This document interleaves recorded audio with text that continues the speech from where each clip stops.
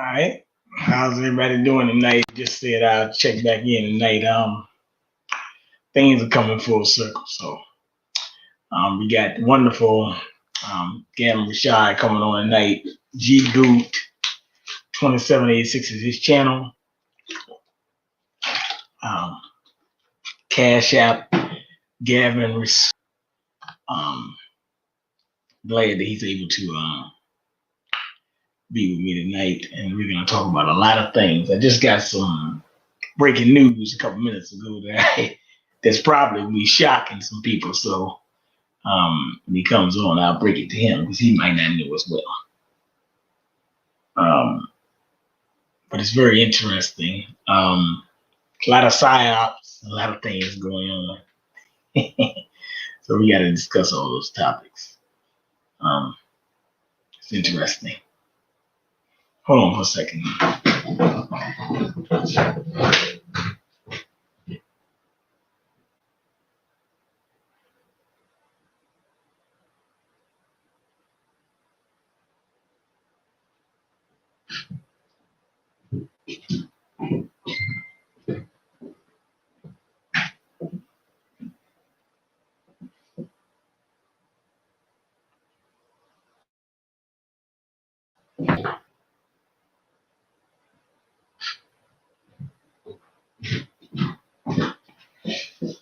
Okay, let's see how we doing this thing.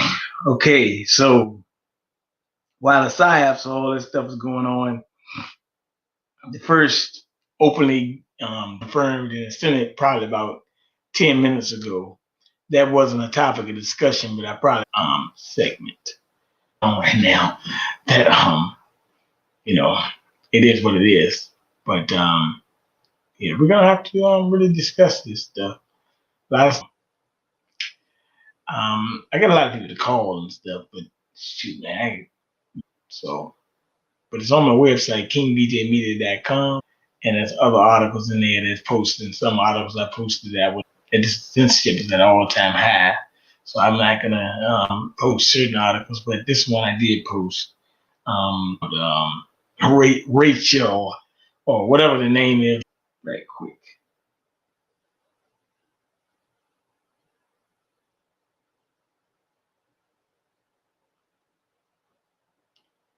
Hey Hannibal, how you doing, brother? How are you? I know I had got up for a minute. I think I'm doing okay. I mean, but I don't know, man. So maybe they didn't like that. Yeah, hold on for a second. Try to pull it and see it. It's too bright. All right. I'm doing while I'm thinking about it, because let's see. This is actually very, very funny that we announced this. It's not surprising because registration, while rework is the new assistant health care and the first openly transgender. Let me go back a little bit. A big that was just confirmed tonight at 9:55. When women were being confirmed on a thing at the White House, they don't get too far into it, but to think about right there. Bring that out and pull that out. Just wanted to show y'all that. Yeah, I hold tight, brother. Come on back in. I just saw you. Yo. Hey, how you doing, brother? I'm fine, brother. I was clocking out from work and had to run quickly to the. No problem. Then once again, it's 786. His cash app is in the chat. Gavin Rashad. I had to get you come back, man. A lot going on is going at lightning. It's going so fast. Ramming speed. Like hype speed. Yeah. Well, it's things are I didn't too much. Do you see that? Let me blow it up. Yeah. So that transgender health secretary just got appointed about and unclean spirits and adult LGBTQ, but back then it was just gay. Knocking it anyway.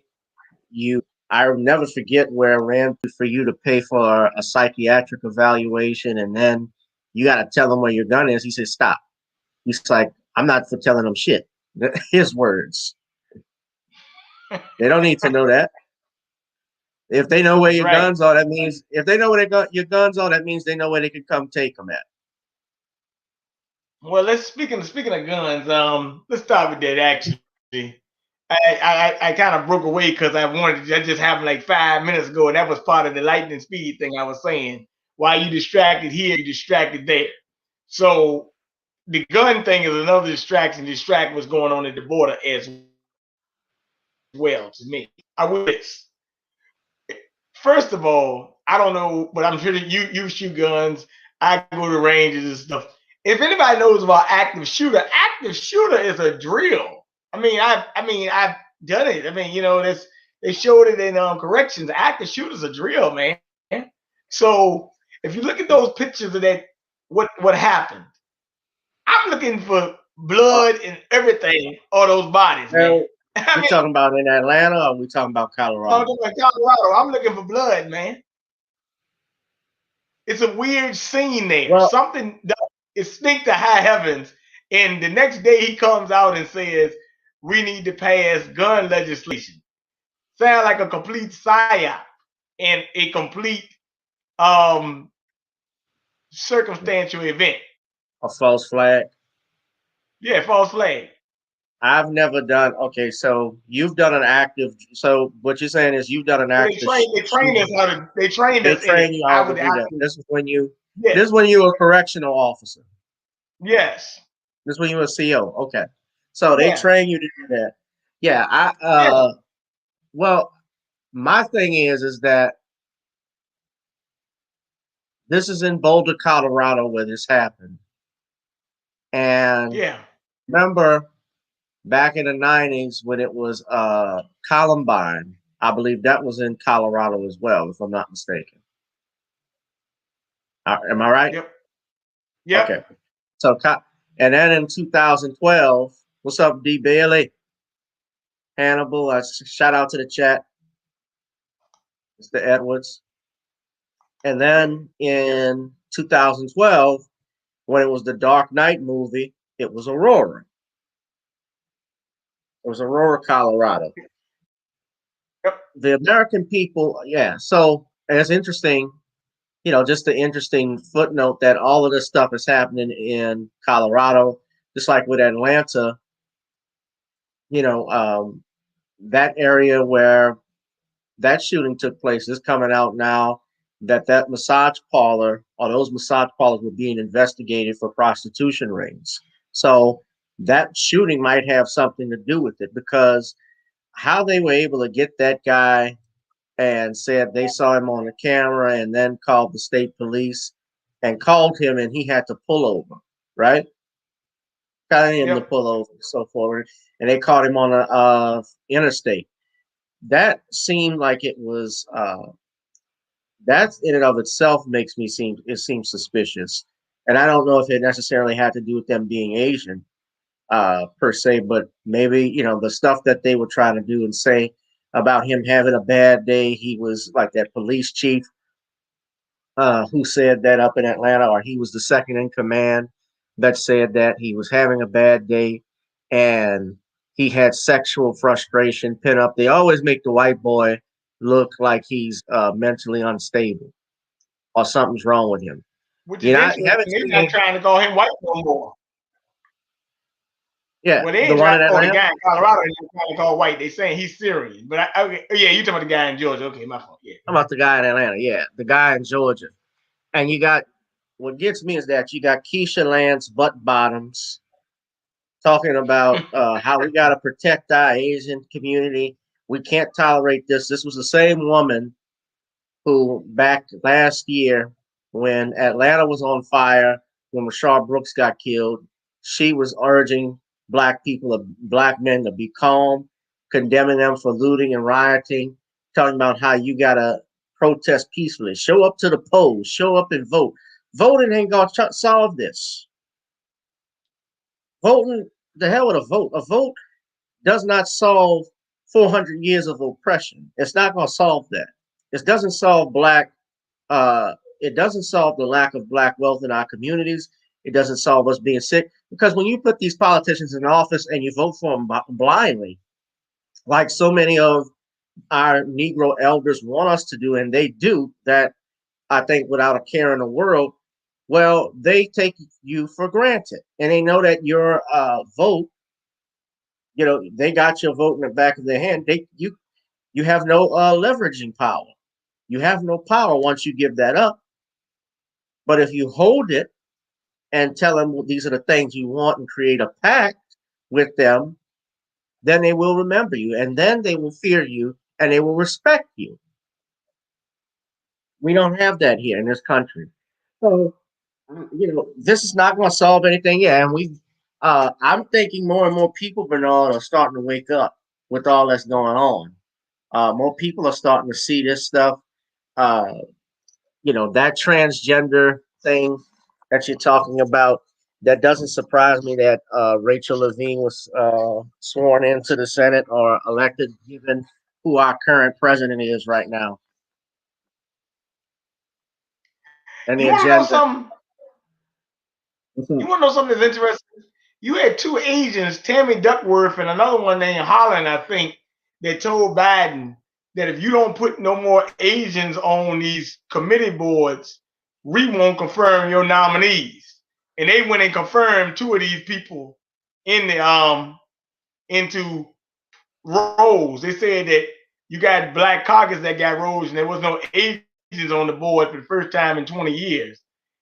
I'm not saying this, but I do think that might have had something to do with also or votes in to help pass this thing as well. So that could be It another could thing. be. So, It could be. but I will say this.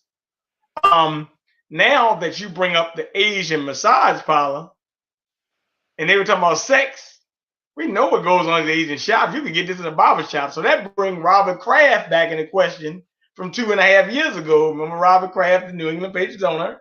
That's where he was Yeah, at, massage parlor. that Why ain't happened his in name Florida. coming up?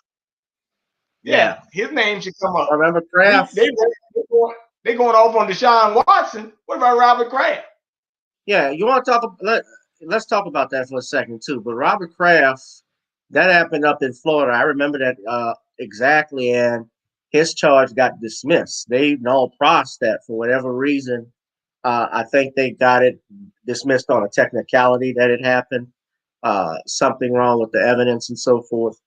But what happens with Deshaun Watson, I just read that one of the accusers was dropped because they found out and had a voice message where they were trying to blackmail Deshaun Watson.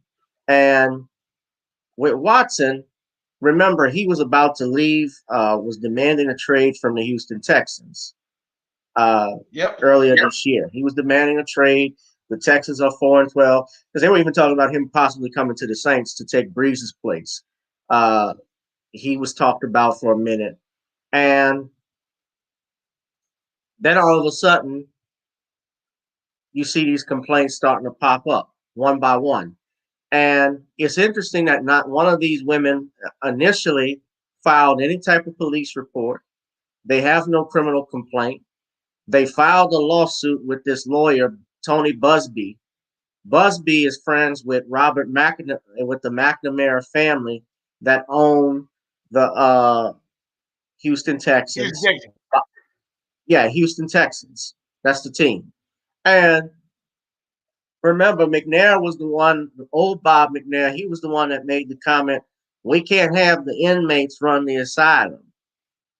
Before he died, he made that comment that ticked a lot of people off because most of the players that are playing for the Houston Texans, of course, are, just like the NFL, is predominantly black. So that peed off a lot of people when that happened. And Watson, who's been there for about 2-3 years now, he's gotten frustrated with the situation. They got players and they got coaches there who are not good. His coach that they just fired, Bill O'Brien, he was when they played the Kansas City Chiefs in the divisional round last year, they were up 21-3, 28-3 by halftime, and they fell apart. So he got tired of, got tired of being part of a losing team and wants to go somewhere that he wants to win. And then all of a sudden, this guy comes out with 14 complainants alleging sexual assault, sexual misconduct. All of it seems like a staged psyop. They are staged Me Too thing, and this is the hypocrisy of Me Too: is that they have come out when they have been virtually silent the last year when Joe Biden was running for president. And remember, he was being accused of touching a aide inappropriately when he was a senator, and they actually put out an op-ed in USA Today trying to discredit that woman. Like everything, if you notice, everything was silent. You weren't hearing about Me Too. You weren't hearing about Time's Up. You weren't hearing about men being accused of sexual assault. So I just question the timing of all of this now that it's coming out. Now that Biden is in office, they're accusing this man of sexual assault and misconduct with no evidence. With no evidence, the attorney is talking about he's going to turn over all of the evidence to the Houston police. The HPD announced when he said that on Twitter that nobody has ever came to them with regards to any evidence of Deshaun Watson sexually assaulting any masseuse or anyone at a massage parlor. So I just question the timing of all of this. I think it's hella convenient that they're coming out with this stuff with the shooting at the massage parlor in Atlanta to Me Too now revving up. Remember Tyrannosaurus Burke and Janae Smollett about a month ago were on CBS in the morning talking about their new movement. They gotta be watchful of that. It's always about timing. That's right. That's right. It is all like you said. It's always about time. And I will say this about that: I just didn't. I just didn't like the whole psyop. Now, I want to get back to one thing about the Asian thing. Today, I was at work and somebody mentioned something about some anti-Asians. I said, "What?" And then you go online, stop anti-Asian hate, solidarity.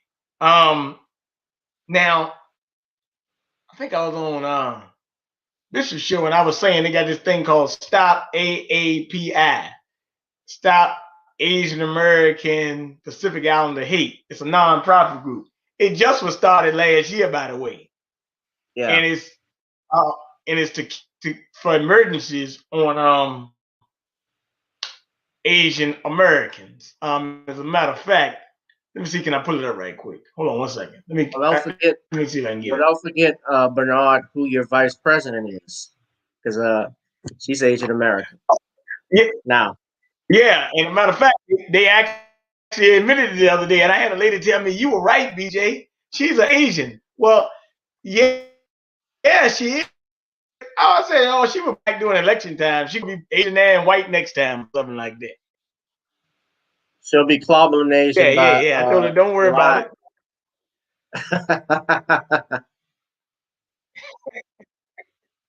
Yeah, I said, she was like, "I couldn't believe they admitted it." I told her, "I can," because she was the whole time. What's this? Hold on. I can't see it. Oh, let me go back in. Hold on. I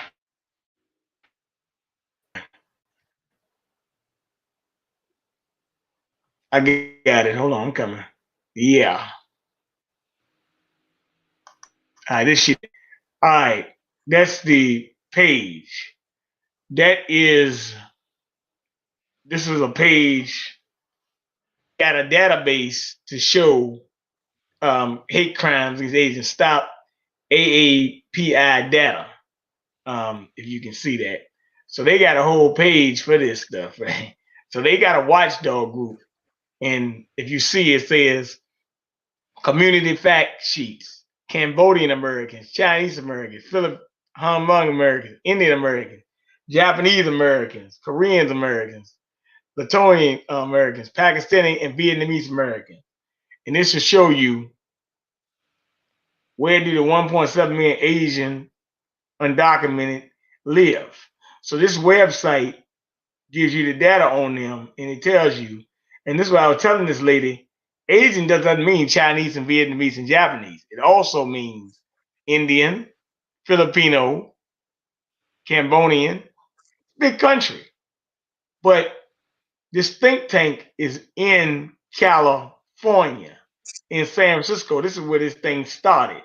So, as a matter of fact, the three women of Black Lives Matter also. So this Asian thing is also a reincarnation of a lower scale Black Lives Matter, except they're not pushing um homosexual agenda. They pushing rights for Asians. So that's actually Yeah. very interesting when you look at that.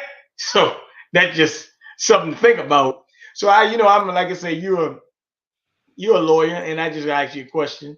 I realize all these people got all these watchdog groups, think tanks, law groups, or whatever. We got them too, but the problem is they don't represent us. They represent them. You know what I mean?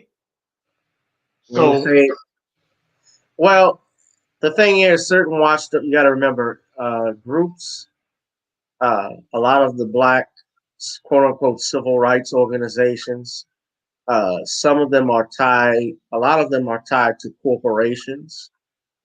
Even your fraternities and sororities, they receive donations from corporate interests, from corporations, and so forth. And so yeah, half the time, or part of the time, the reason why you may not see them as vocal or outspoken on certain issues is because they fear and feel that they would lose money if they spoke out on just strictly black issues, because they try to push this whole diversity thing, diversity this and that. Diversity, while it sounds good, and yes, diversity, it can be a good thing if the African American community, if the black community, I should say, is not a part of the upper echelon of the conversation. If we're not talking about black issues, then it's not going to affect us. Positive, it doesn't affect us positive in a positive manner, and it impacts us more now when you have all of these other self-interest groups that you have created, these splinter groups, who a lot of them don't even. Let's be honest, quite a few of, especially the groups you mentioned, they come over to this country and they practice white supremacy. A lot of the Asian groups, we talked about it before. When we go into a grocery store, convenience store, who's been followed? I've been followed. You've been followed. Yeah, followed around in the store. You know, the things that we go through.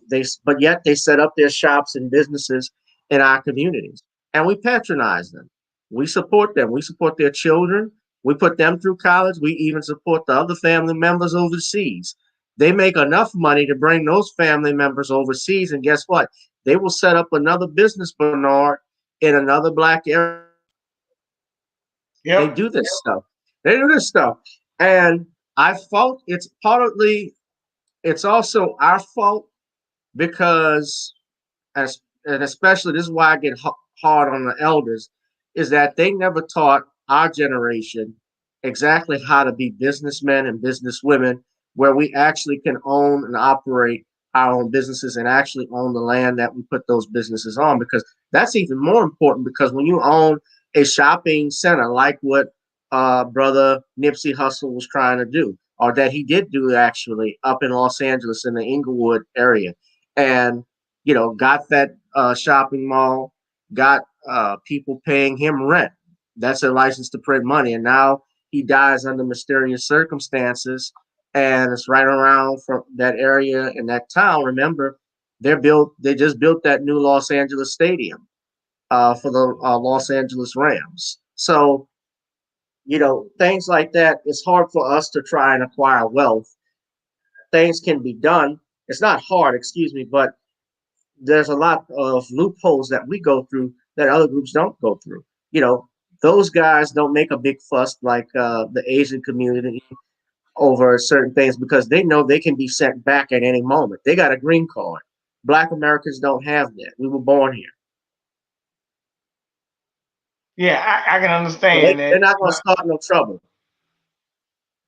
Yeah, they're not gonna start trouble. But the other part is that I saw this video. and it said two black guys. I mean, it was one black guy with a hoodie, but then it looked like it's another picture of him with Andrew Yang, who is a Yeah, I saw Chinese that. American. I saw Yeah, that, and Andrew Yang so is that, running for mayor up in New York. And here's another dangerous thing about this Stop Asian Hate. De Blasio was calling for, and I read this, for the New York Police Department to actually go visit homes of those who may have posted hateful messages towards Asian Americans, people that have said something insidious to them, investigating them for hate crimes. That would be a major constitutional violation and another version of stop and frisk, because it's going to adversely hurt black, like Judge Joe Brown was saying yesterday. It eventually hurts black people because they're making us the face of this thing. that's right. We're not even we're not even in the majority in this country. You have white men that have been attacking Asian Americans that I've seen. I've seen Asian Americans attacking black women. They don't That's talk right. about that, but you want to tie us to some bull crap that we're not even on. We don't even do. You don't even see it on camera. I'm not Right. saying that it hasn't happened and it doesn't go on, but how you make us the face of this? Well, benign neglect and like Malcolm X. I was watching a video today of Malcolm X. You are a political chump. So if you're a chump, I can do what I want to you. And Yeah, you just we're showing political ridiculous. chumps right now. Yeah, exactly. So that's the problem. And he said a Democrat ain't nothing but a Dixiecrat. And they showing you they some real Dixiecrats now. Oh yeah, they coming for tyrannical government. They coming for it all. As a matter of fact, I'm telling you, this gun control ain't about no white folks. It's about knowing that black folks have been getting armed over the last year and a half, more so than ever. And they trying to make you a new gun owner or make you a felon off it. Oh yeah, I know what. Yeah, I'm peeping that game. I'm watching. But All I this got is going to do is affect black people, man. yeah, it That's is. who's gonna. That is who is essentially it's going to affect us because we benefit. Well, I shouldn't say benefit, but we we suffer under benign neglect. But when they want to enforce things to keep the population in control, they come up with certain laws and they pass them to make it sound like they're doing it for the good of the community. You know, when you see these mass shootings, I was talking with somebody the other day, a fellow attorney, who's talking about, well, we should sue the gun manufacturers. I said, would you sue Toyota for every car accident, drunk driver that drives around and hits a vehicle with 5 people in it and kills them? It doesn't work that way. You're gonna put the gun manufacturers out of business, and then we won't be able to get any guns. And it's also gonna hurt any potential black business owners who want to get into that business. I mean, and it's a very small business. It's a very profitable business, and few African Americans, Black Americans, are in that because they face a lot of discrimination. We face a lot of discrimination getting in this. I can tell you a story, Bernard. I have a friend of mine who told me this. He wanted to buy some guns, or knew someone that was trying to buy some ammunition from another state to another, and the seller even asked what color were the people he was selling it to. He actually asked that. I've seen this even online where they have questionnaires asking these questions, which goes to show you the mindset of these rednecks, especially since they don't think black people should be having guns. So why would you want to unarm yourself in a time right now where you're going to need every firearm you can? You're going to need as much ammunition as you can, especially if they're talking about you got to register your gun and register your ammo and applying for a license for both of them. You know how much money that would cost? Yeah, it'd be a lot. And these idiots don't see it. Um, yeah, I will say this to you, man. And I looked at that thing, and as I said, you got to use terms and conditions. Now I find it mighty funny on the day of the shooting, I mean 322. Skull and Bones order 322. I mean, I know that you can't make this stuff up, but I mean, like, wow. So I just wanted to point that Skull and Bones is the day of death, Order 322. So I just looked at this stuff and I said to me, I just looking for more false flags and more stuff. Some of the stuff, like the guy in the pink hoodie, why would I wear a pink hoodie to knock somebody out, man? That's too visible, man. I thought that was Cam Newton at first. I looked at him. He had a pink ascot on. He had his little fedora. I was like, damn, that's gotta be Cam, because Cam come out there looking like Whitney Houston from The Bodyguard at them press conferences. Yeah, man. I mean, this stuff is crazy, man. I just looking at how we got things going on. Now, on another tip, and I was gonna say that I've been seeing a lot of things with the young brother. I like this young brother. What's his name? King Randall. Yeah, him and Roland Martin thing. What do you think about that little thing right there with him and Roland Martin or Roland Poly? Swollen Martin. Yeah. Well, you a dumbass. Well, what I would say is this. I just learned today. I was looking at Tariq Nasheed's Twitter handle, and I was learning today that Mr. Randall had said some remarks about Rayshard Brooks and about Jacob Blake, and not too keen or happy about his Rayshard Brooks comments and so forth. But what I will say about this too, I can also respect that he is, as far as I know, just from what we were saying and what he was saying, that he is doing something. Versus Roland Martin, what Roland Martin likes to do. Roland Martin, this is a good thing. Roland Martin likes to chastise and put down people so that he can be seen as the guru of black media. You want real black media, you got to come here. But nobody really watches his crap. He went from TV One to YouTube. Nobody watches his stuff. Even his followers that were on and watched that video and watched how he chastised that young man and talked to him, they were even condemning him for that. He could have used his platform. Just think about this, to talk about this Mr. Randall's school, King Randall's school. He didn't do that. He used it to talk down to his brother, and he basically got exposed for being a bootleg.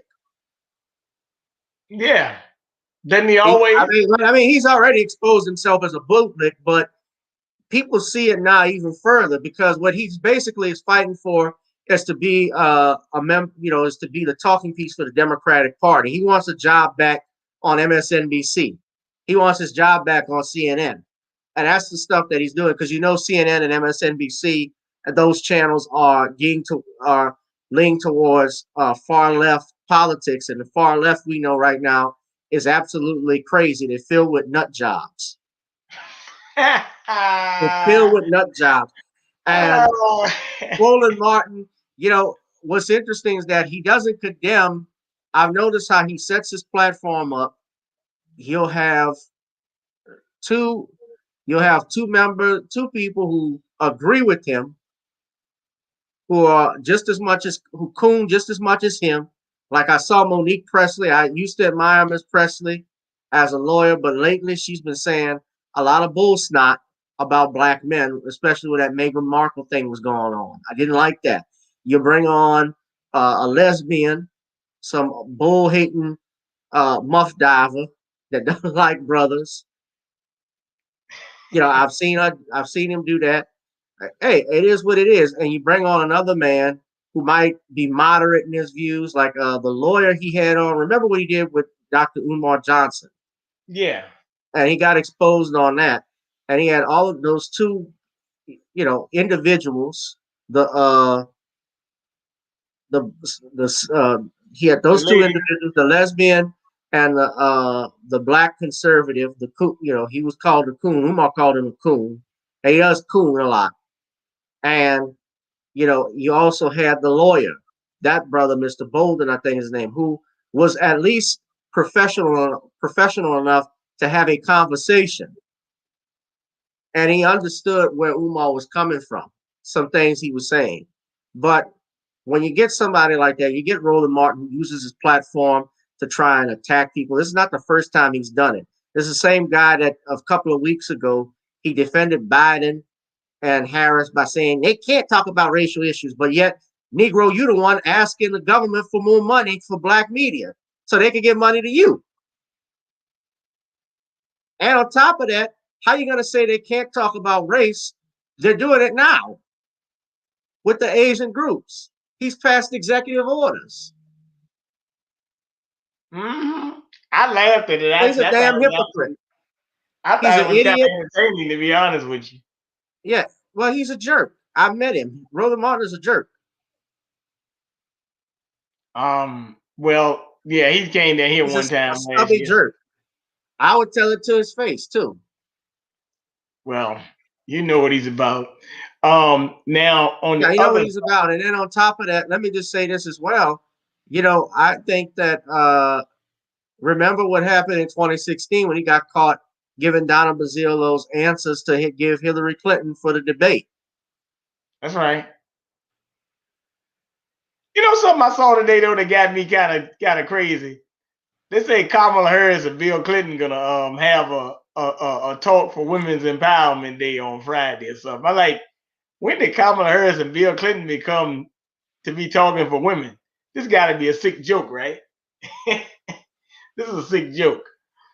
I said I don't know about this one. This is a bad joke right here. They really working hard on us. And I will say, oh wait, Bill Clinton is going to be talking about women's rights.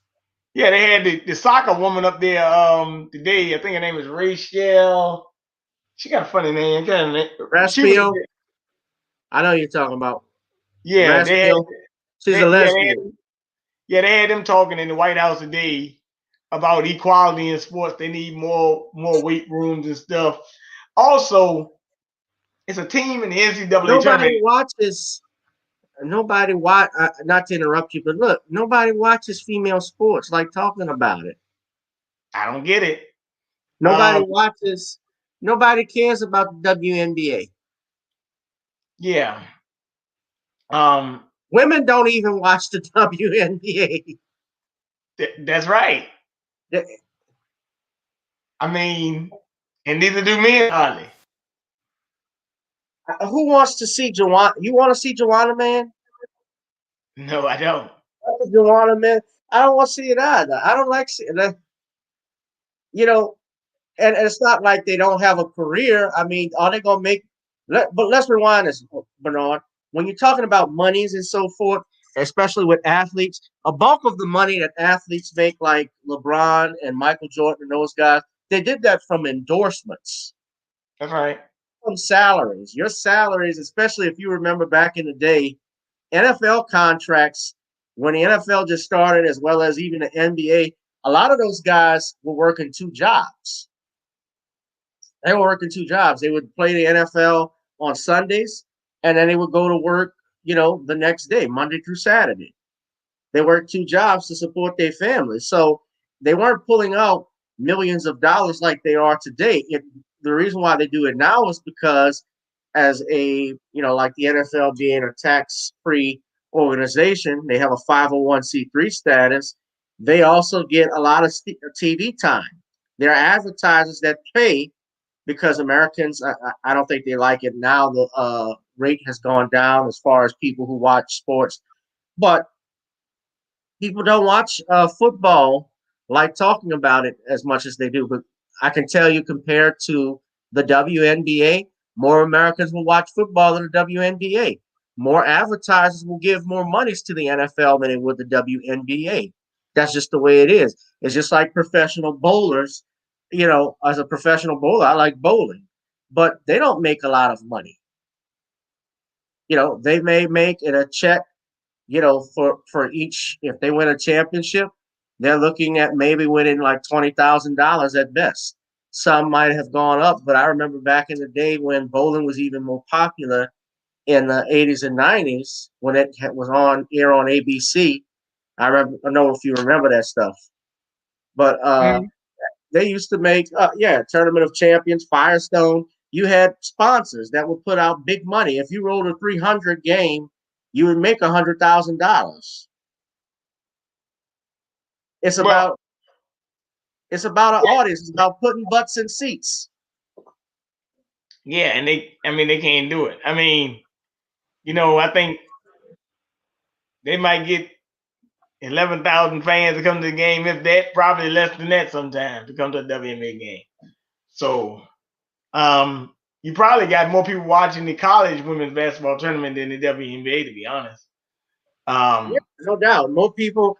I mean, a lot of people prefer college sports than they do the professionals because in college sports, much more is on the line. Those kids play hard. They're playing for spots. They're playing especially for their future careers in the NFL. And I think that they have. I think some aspects of the game they have taken out though because the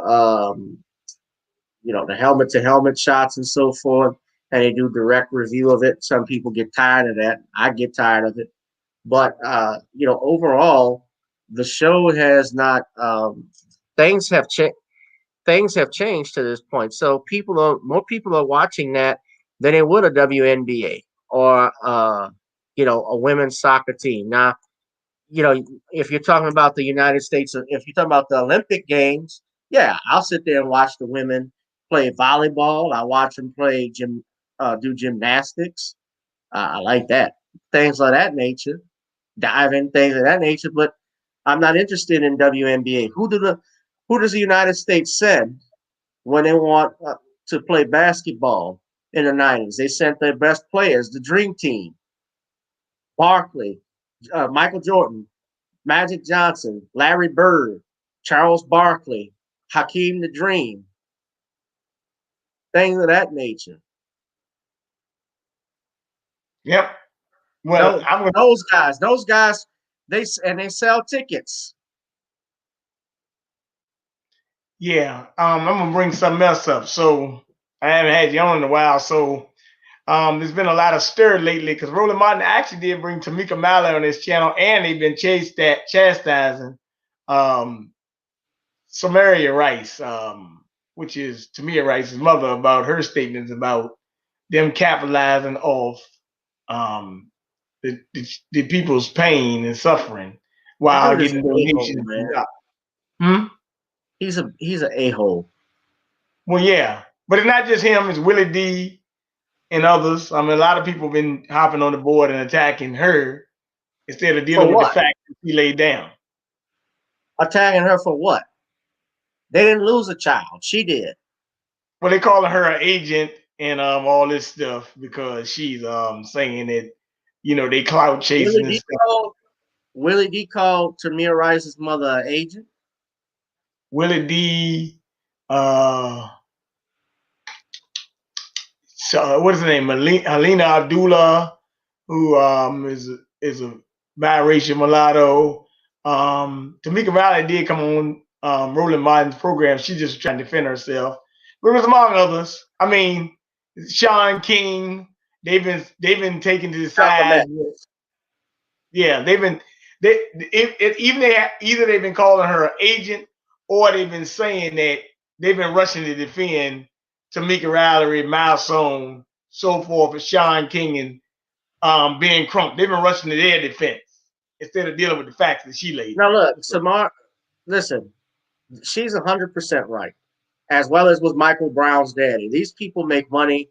Black Lives Matter has made, from what the audits have shown, hundreds of millions of dollars, and they've done it off the name and blood of black men that have laid in the streets. Michael Brown's father and mother and Tamir Rice's mother have not received justice. Their children died, and especially Tamir, which was on tape. That officer was allowed to go free. This was a 14-year-old boy, and she sees all of this stuff of these people doing videos, doing movie deals. You see television shows. You saw the Grammys, which he was referring to when Lil Baby was doing a Richard, when Tamika Mallory gave that speech and was doing that rally with him. Y'all have made money off this and basically made it as a hashtag movement, but there's been no real change. There has been no real change. And The families have every right to be upset, especially when you use their child's image and likeness or use their death to make money from it, to make a profit. Yeah, and Tamika Mallory and some of the other ones are closely connected to Crump. And one thing about Samaria Rice, she turned down being Crump and did not hire him to be the lawyer for their case. Now she didn't get paid, but she didn't receive any justice. But at the same time, she didn't take Crump either, because Crump takes settlements. So he's doing his Well, job getting settlements. He's not yeah. trying to win the actual Well, case. a lot of people feel that way, or a good number. There's some good people I know. I have met Ben Crump actually, and uh, he's not a bad guy that I've met. I could just go on by what my experience was with him. He seemed like a nice dude. Took a picture with me and so forth. This was a couple of years ago, and I know people who have known him closely, and they have defended him as an attorney. His job is to get as a wrongful death attorney and quote unquote civil rights lawyer.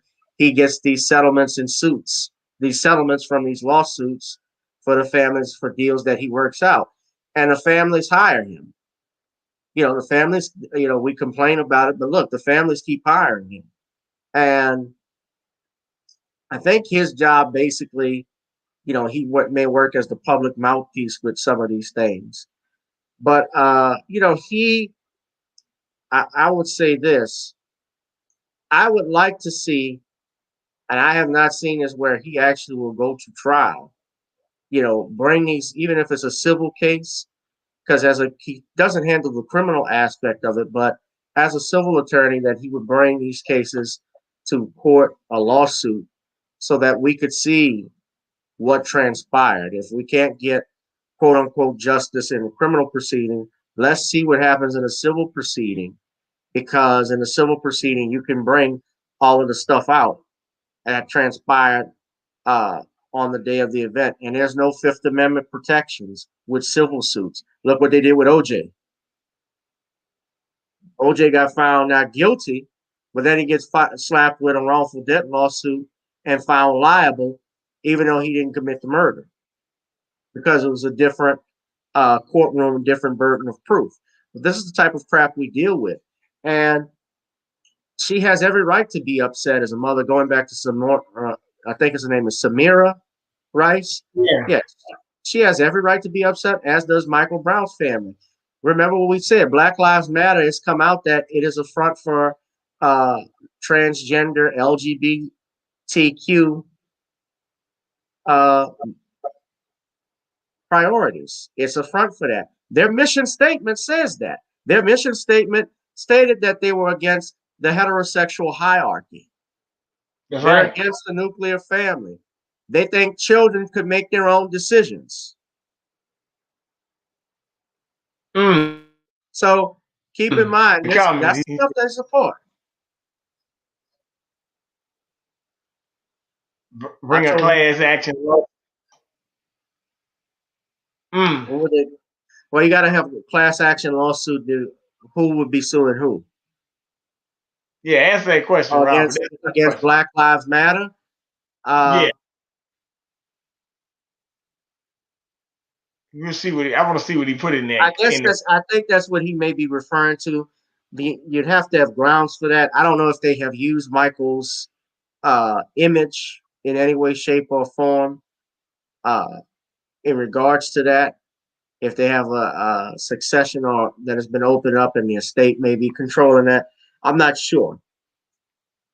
But there certainly could be an audit. I mean, and remember, even Black Lives Matter right now, they had a rift in the leadership. There's been questions about the different chapters and so forth. They've been fighting with each other. Yep, that's right. Yeah, and I stopped fooling with them when I was in Baton Rouge, and when Alton Sterling got killed, and they came down there, and they were talking about some transgender stuff. What? Oh, and the Alvin Sterling thing, right? Well, they were talking about what happens if you, like, I'm sitting in a meeting and they mentioned, yeah, it was Alton Sterling stuff. They talked about, needing attorneys to be there for the protesters. I was like, okay, cool.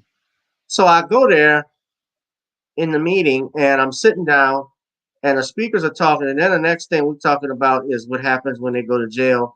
What do you do when a trans man or a trans woman is in the wrong holding cell? I'm like, what? Wow. I think something along those lines. And I'm like, no, I'm not, I really was when that happened, I got eerie on that, that gave me a bad vibe. Then we got what happened with their mission statement when it got exposed just this past year. I looked at it, I was like, well, I'm done with them officially. So I have no connection with them. The saying Black Lives Matter sounds good on paper, but the movement itself and the people who run that movement, not so much. Yeah, this week's got those comments. Yeah, they get to certain cases.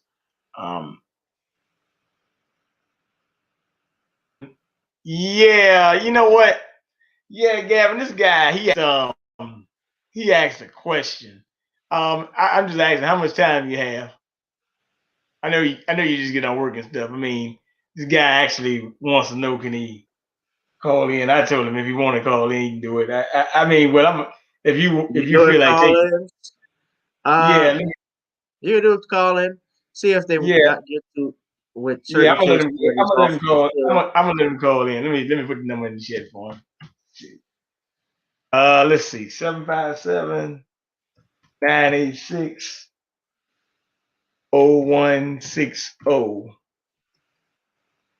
Yeah, go ahead, brother, if you want to call in, man. 757-986-0160.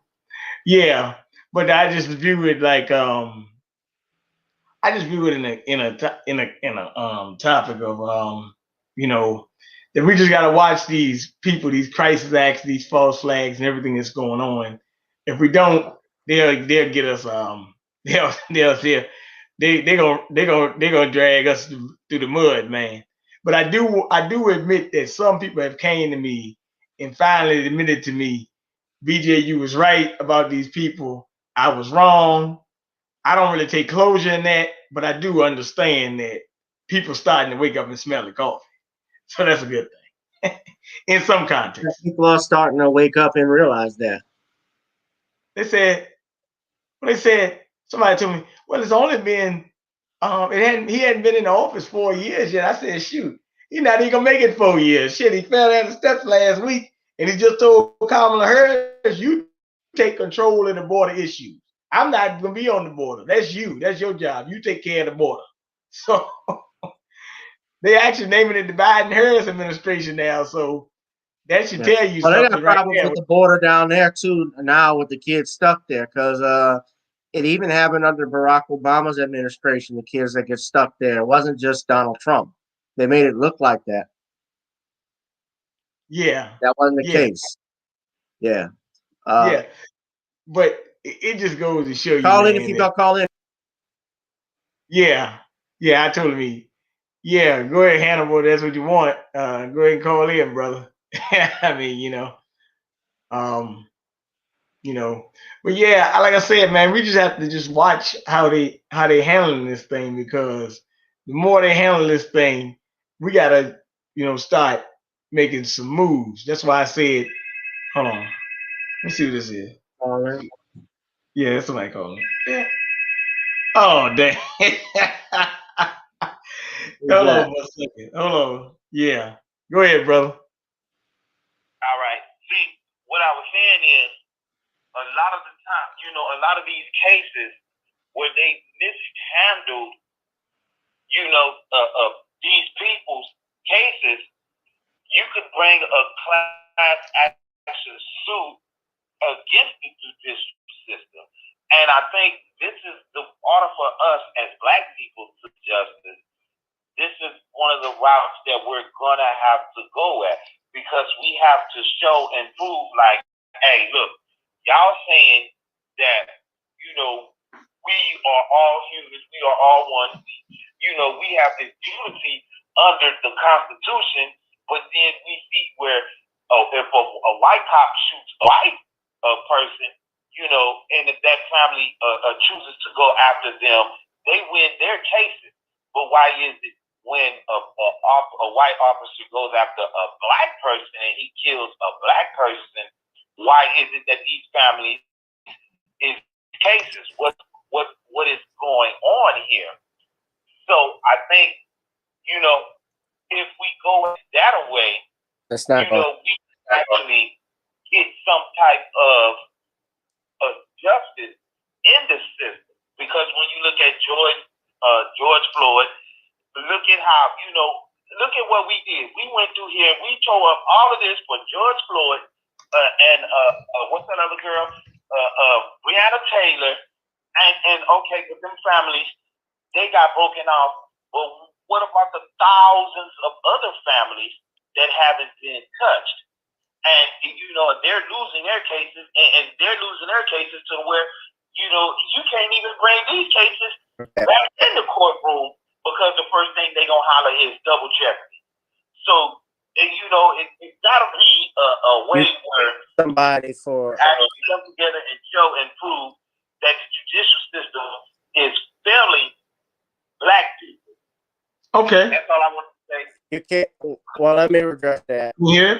There's no law. Let me address it. That's not going to happen. It can't happen mainly because, number one, first off, we have to have something called standing, meaning grounds to be in court.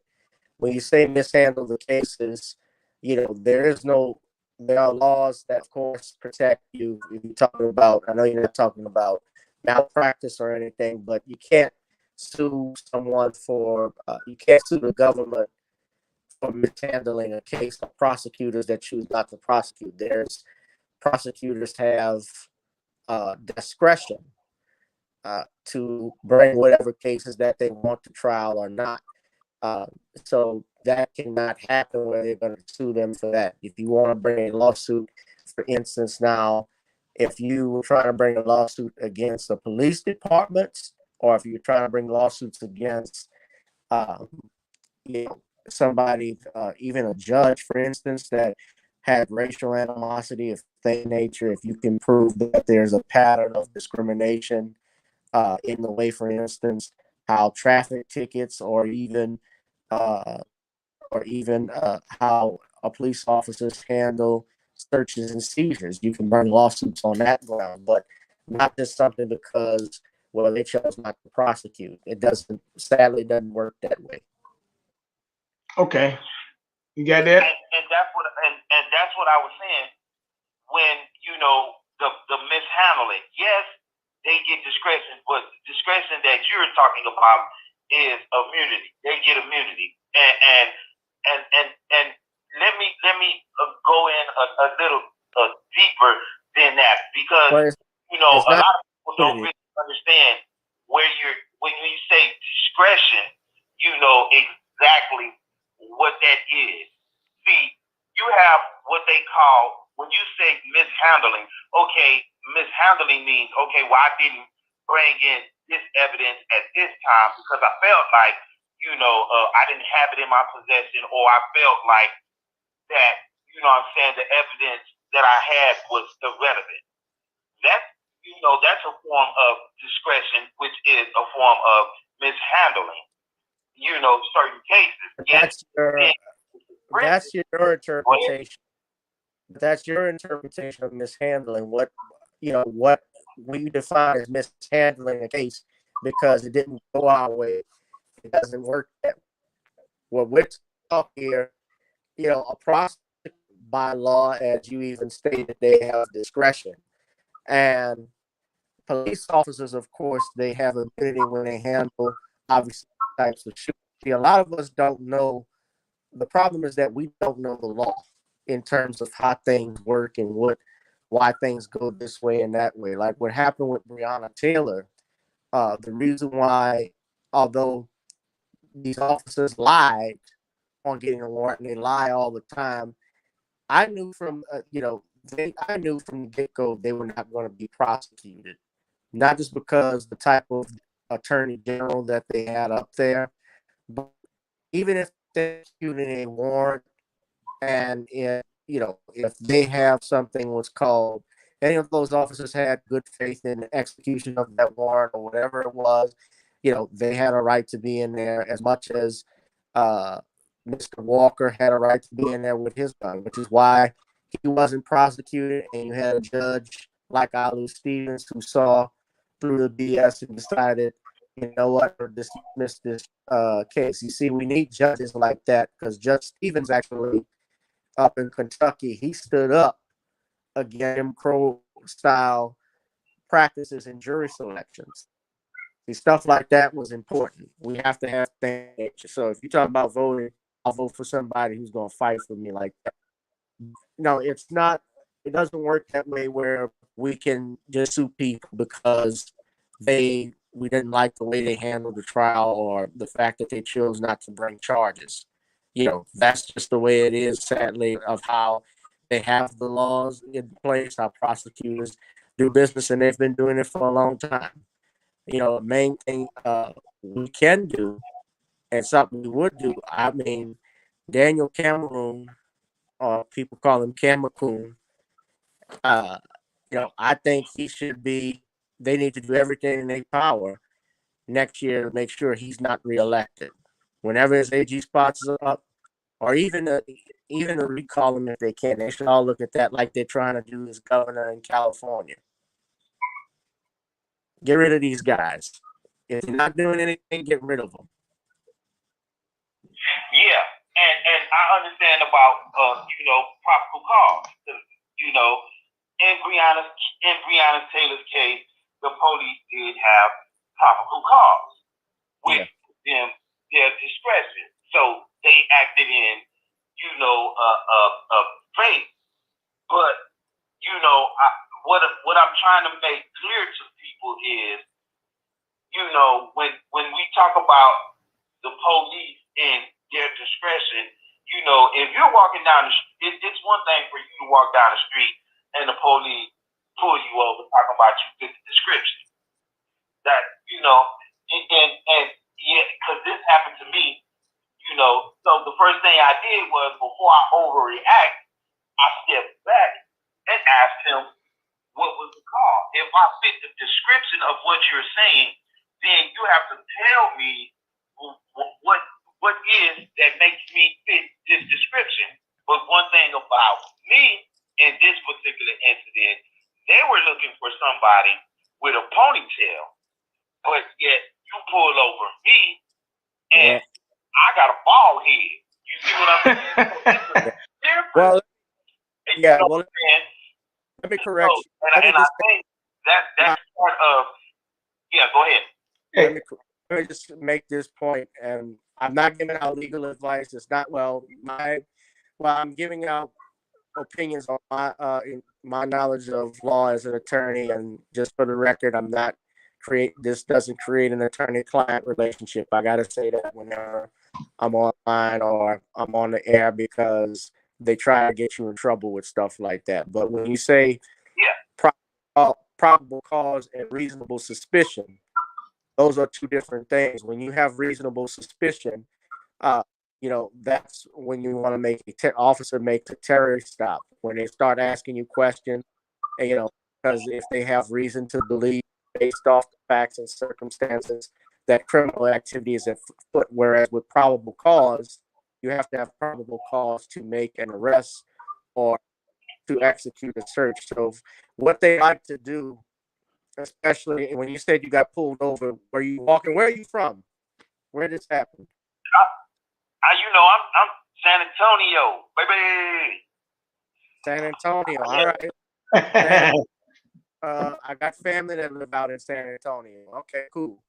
So they stopped you saying you fit the description of a suspect, but the suspect didn't look anything like his hair. You're bald head, and he has a ponytail. Yeah. So and so when it happened, I was like, the first incident as us as black people is tack tack tack tack tack, a step instead of, whoa, wait a minute, let me, because this is his job, let me look at his job first. So let me question him. Just like he has a right to question you, you have a right to question him. And like you said, they just can't pull up on you and just slap the handcuffs on us. And I think this is why we're having this conversation, because a lot of a lot of black people, we're ignorant and we feel like, like in George Floyd's case, George Floyd did not have to act a fool, but because he was under the influence of something, he did what he did. And in the end result, it cost him his life. Did it have to cost him his life? No. But it cost him his life. And this is, the instance that what George Floyd did is the same thing that we as black people do every time we get stopped by the police. We go into this, mad dog, and I got to attack. But then, what are you attacking? What are you, instead of sitting back and actually, and like in my case, when I took their anger from it and talked to him, he knew right then and there that he was a jackass and he shouldn't have stopped me, because the person over him, his captain, was, she was out there. Hey, he don't fit the description. Why are you stopping him? Why you do this? And then that made him have to, in front of his superiority, his supervisor, he looked like a jackass, and he looked like he's not out here, doing his job properly. And these are the type of discussions that we need to have to show that, hey, the police, they have them, that is, a description or whatever it is, they have a right to stop you. They have a right to question. But what they're questioning you about, if you show or prove your ego that, hey, I am not the person you're looking for, then that doesn't. Go ahead. Doesn't work all the time. That doesn't work all the time, brother, because I disagree with that for a little bit on this aspect. You could be the calmest person in the world, police officers. I've seen videos where they have escalated these situations, and what you see with George Floyd, whether George Floyd acted like that or not, when he's handcuffed and on the ground and he's obviously restrained, when you get another 200-plus-pound officer idiot that puts his knee in the back of the man, that's what killed him. So, I mean, this is actually, you were one of the lucky ones, even if no matter how we've acted, because I've seen videos where a black man, look at Philando Castile. He was calm when he got stopped by the officer, and because the officer was a punk and he was scared. And that's another thing. Too many officers that complain that they're scared. If you're frightened by this job, then maybe being a police officer is not for you. That's like being a surgeon, right, scared of blood. Yeah. I've seen. Yeah, so I don't agree with that assessment. I understand what you're trying to say, but I think that I've had situations where when I was a kid, I'll never forget when we got stopped by the police. My father. I think the road was closed. This was out in Jefferson Parish, Louisiana. Take another call. Yeah, those of y'all who are from New Orleans, you know about Jefferson and Harry Lee and his dad. Never forget, my father got fired for pulling over. I was just going to say the ending. Go ahead. And then I was. So, and I understand that what you're saying, and it does go from, it depends on the situation, because certain situations, is going to, depending on the cop or depending on the person, and, that they're stopping. So, yeah, there are different instances, where the cops is just going to be assholes. But, overall, these are the type of discussions that we must have, so that way we understand. And yes, if an officer is, overstepping his limits, then he should be either,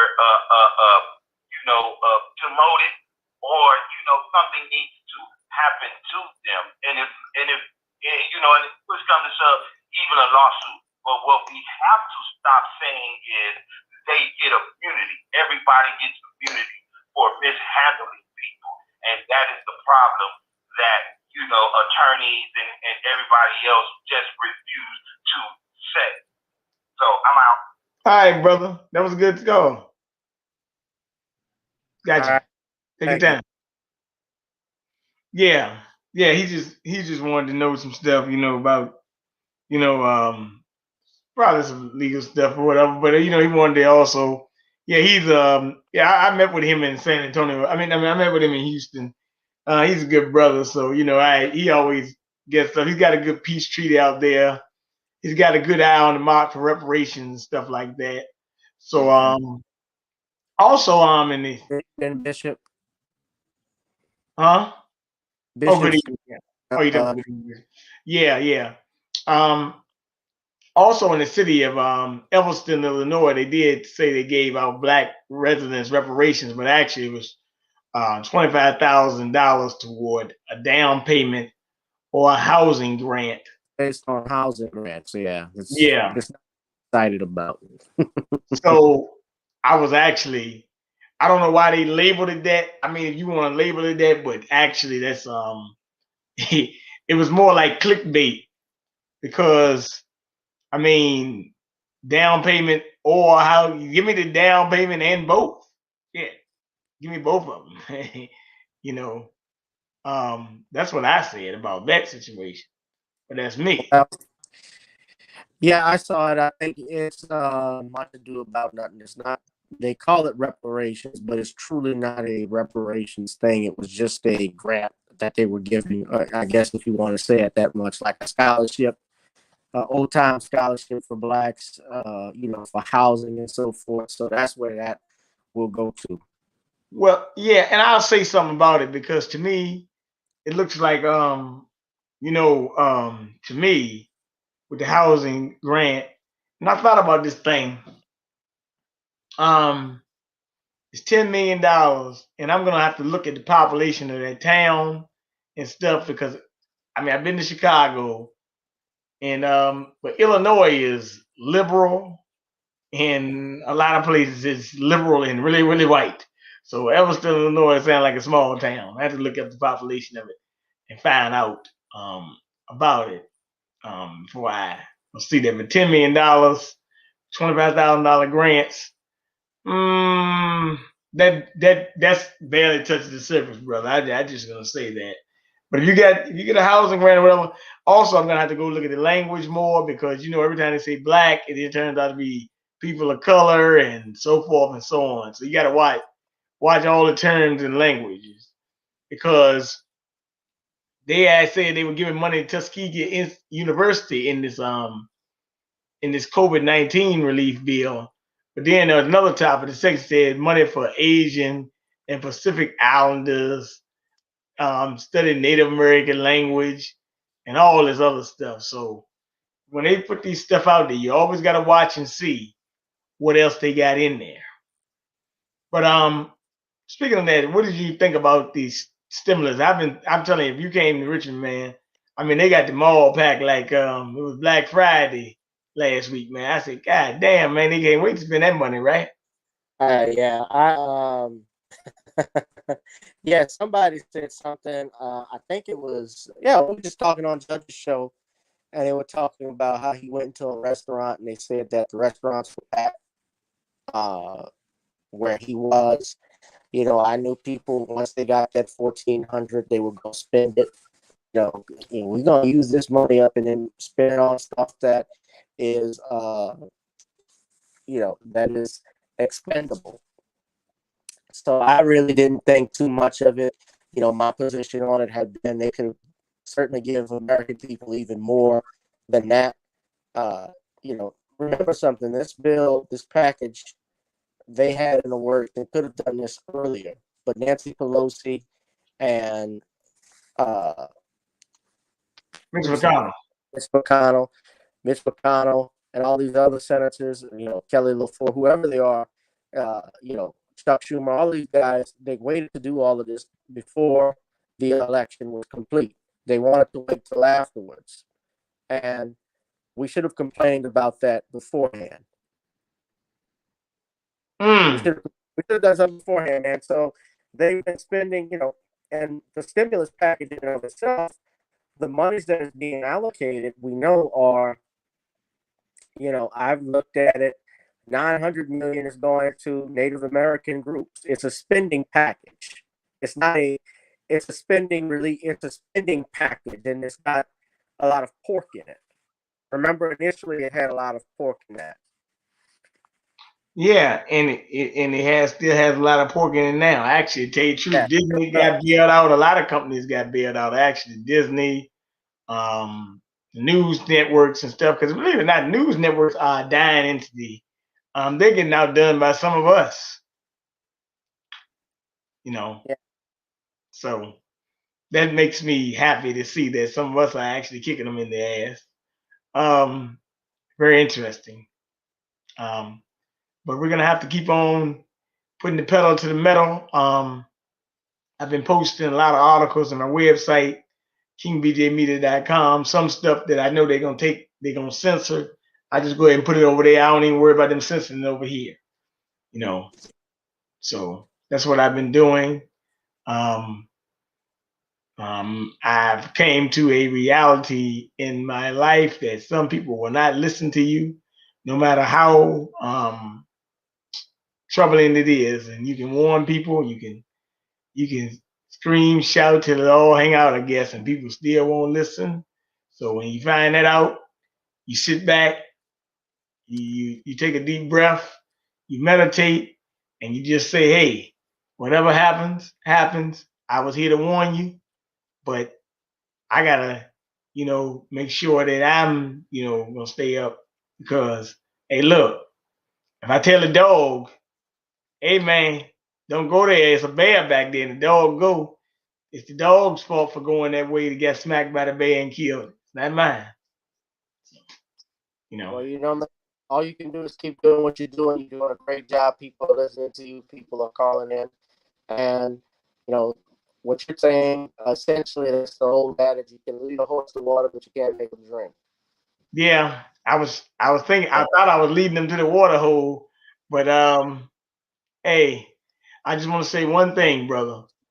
When the government starts talking about disarming its citizens, that's a form of propaganda and it's a form of war. Every government has talked about disarming people. Sooner or later has come to take their people out. And anytime they're talking about they trying to enter your home without a warrant, and that's what the Biden administration said about trying to urge the Supreme Court to enter your home without a warrant, that is a violation of the Fourth Amendment all day long. Unreasonable search and seizure. Yeah. Be careful. So, more Patriot Act types. And every mass shooting, we're gonna see another one. I'm pretty sure they're gonna do something else. They're gonna keep on ratcheting up. So we've only just begun. The heat is starting. Don't turn your pressure cooker down right quick because it could get ugly. I would say if you got some fish or whatever, I would say, even down here in Colonial Heights was about 25 minutes for somebody, they came and shot up Waffle House. That was 100. They shot 100 shots in a Waffle House on Sunday night. So I don't know. We just gotta be careful. We gotta be vigilant. But I do appreciate you coming on after you got off work. I didn't even know you was at work, but Well, I work from home, but still. I got you. I understand. But yeah, do me a favor, brother, do what you gotta do. Take your time, go in peace. May Allah God all that bless you. But I do want you to shout out your information. All right. You guys can follow me on Twitter at GavinRich2786, or you can even on Instagram, GRich2786. You can donate to the Cash App, which is the name right there below. And you can also see me on YouTube, channel GBoo2786. I will have Sean James come on. We're going to do a special afternoon show tomorrow. So I appreciate it. It's in the afternoon? It's going to be at 3 o'clock Central Standard Time, 4 o'clock your time in the afternoon. Okay, so you're coming on early. Well, make sure y'all donate to Gavin Rashad Esquire, and check out his podcast with Sean James and G Boot 2786. Yeah, by the way, I want to just give you props on the show with Nicole on Sunday. Thank you, brother. That was interesting. And we have to do another show on this in the future after I find out who voted on this this health secretary thing. We'll probably talk about that, and we'll bring up probably the Catholic institutions, because the Catholic actually did, the Vatican did say last week that they cannot bless sin, so they said they can't do Right. same-sex union. They So said, well, yeah, they did say that, then they got attacked for it. But I mean, that's always been the church's official position. Now, if we want to talk about the individuals in the church, hold on, daggone, I gotta, Jay, just before you call a call came in, I'm gonna answer it. Let me go ahead and answer it. yeah. Hello, how you doing? I'm good. Oh, how you doing, brother Hannibal? How you doing, sir? Yeah. I'm good, man. Gavin, how you doing, man? I'm doing fine, brother. Good evening. Yeah.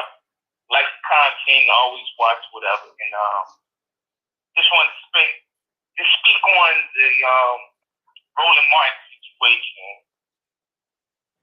with him and the 21-year-old that's doing what he's supposed to do and George, right? And yeah. the generation gap, and at this point, we just need to go our own way, stop listening to them, looking for guidance, like the majority of them, and figure this out on our own. Because, I don't like to see that type of disrespect. That man younger than me, and he has surpassed a lot of people that's older than me. And, you just see the baby boomers, they got to go at this point. The majority just has to go and get the hell out the way. Yeah, man. Hey, you ain't never lied, man. I've been saying the same thing, man. And let me touch on something, Gavin, before he says that. Well, I would just say this, man. Roland Martin is always has shown his behind multiple times. So if you're still watching Roland Martin, it's your fault. I don't know what's wrong with you. Right. Yeah, Hannibal, and he's been exposed. He's been exposed as nothing but a Democratic shield, just like these fools that are on MSNBC. Remember when Barack Obama was leaving office? They were actually getting rid of all of the black bootlicks and those that were kissing Obama's behind. Even Tom Joyner. I remember when Tom Joyner was leaving radio. I know he left last year. I remember when they were trying to phase him out in different markets. Steve Harvey bought out the markets that he was in. Like Tom Joyner used to be on 98.5 here in New Orleans. Well, Steve Harvey got that. And so they wanted to phase him out when Barack Obama was leaving. But, it was part of all that clique. Those guys, they left too much to be desired. It was all about symbolism and show with them. And that's what this, and Roland, though, is not about symbolism. It's more about him trying to pick up a check and boost his career. He's been exposed. Right. And then one thing I want to say, too, is, black people, we need to have open minds, but at the same time, we don't have to push the narrative of we went through slavery, and since we went through slavery, now we gotta run to Africa because we never gonna make it here in America, which is false because we've been making it here in America. It's just we're not together. So in certain instances like the George Floyd and the Breonna Taylor, comes about, we think like that's really part of our reality, and it's really not. Everybody's reality. These are just streams of an event. Just because Black Wall Street happened yesterday doesn't mean that Black people can't be successful today. Yeah. And what I'm starting to see, well, it's not what I'm starting to see, what I've been seeing is that you have older Black Americans, specifically Generation X and baby boomers, who have basically failed, so they push a pro-Black narrative. Now it's we got to go to Africa and start our own nation in Africa. And I say to myself, well, Africa has been conquered. The Africans don't even run their own country. They treat us like tourists. They want us to come over there just to take the money that we work hard for over here. But they have yet to give us free citizenship. And land. Even when these people want to do their DNA test, just to prove that they have roots in Africa, you have to understand you've been removed from Africa for 500 years. Technically, you are an American, and they don't look at you as brothers and sisters unless you bring in that dollar over there. It's a lot of games that people are playing. It needs to stop, and we can't keep sweeping shit under the rug and acting like we don't smell it. We may not see it, but we smell that shit up under the rug. And it's time to really start calling these people out, man. It's a lot of charlatans in the Black community. And my generation and the generation of Z shouldn't act like the older generation keep ignoring things. Just like, I really don't care about this Derek Jackson dude, but he's a part of the problem in the Black community. These dudes is going around here manipulating and posing like somebody and want people to follow them, but they continuously, how can I say? I rarely slip in, I can't. Well, what's his name? And turn their back on us. You talk about the relationship guru chief is white Derek Jackson. Oh yeah. I know you're talking about. Yeah. Okay, yeah. Earlier, well, I mean, wife came out homeless. Look the help of these types of Black men are the freaking problem with the Black men. It's really not even the white man in this case. And we gonna deal with that issue.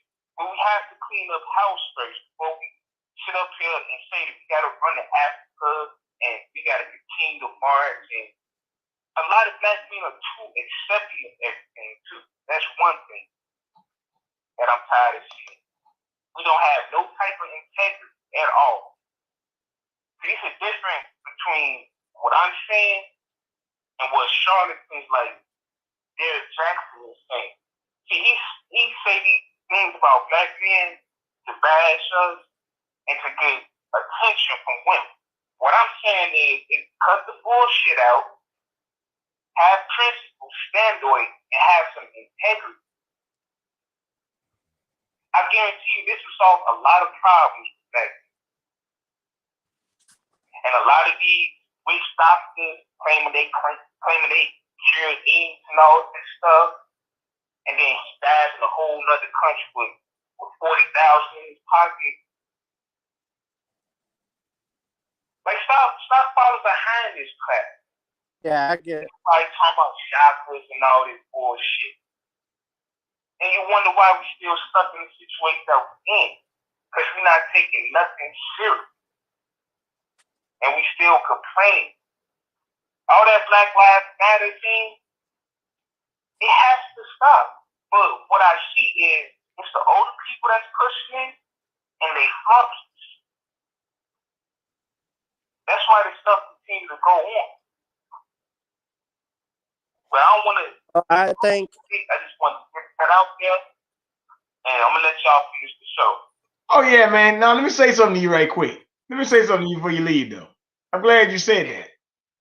Also, and I didn't get to Gavin on this, and we have to, like, the Grammys had a 53% drop in ratings. That's good. That means people ain't watching the crap. So we gotta stop watching them too. I talked about that on my channel. My thing is, You did. we have to stop the BS, man, and stop pandering to women. This stuff's been written in stone, and we just want to continue to ignore it. So You're right, brother. Well, look, I gotta give you credit, man. I always like your insight when I see you on Cooley's program, and don't be a stranger, man. Like I said, man, look, I'm telling you, over the last 2 weeks and whatever, I thought people that was in my circle, I thought they were strong and tough, man. I said, man, these people ain't what I thought they was, man. So I had to give myself what they call a step back, reset, and after resetting, I'm back in.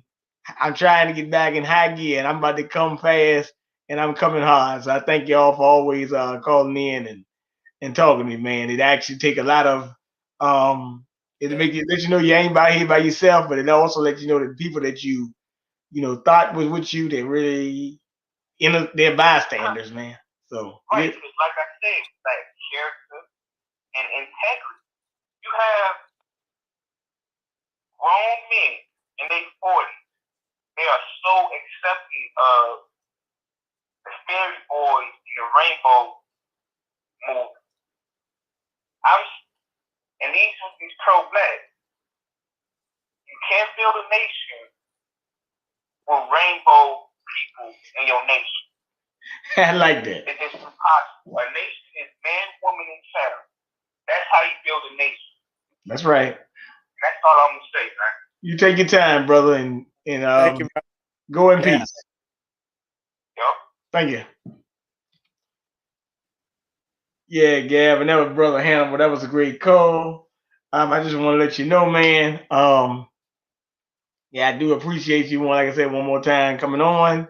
And you hope you have a great program tomorrow with Sean. I'll be tuned in. If I can, if I'm out, I'll catch the replay. But you take your time and just have a good night. Thank you, brother. Have a good night, and I will see you all in the next one. I appreciate the calls and comments. You too, brother. Good night. Peace. Hi now.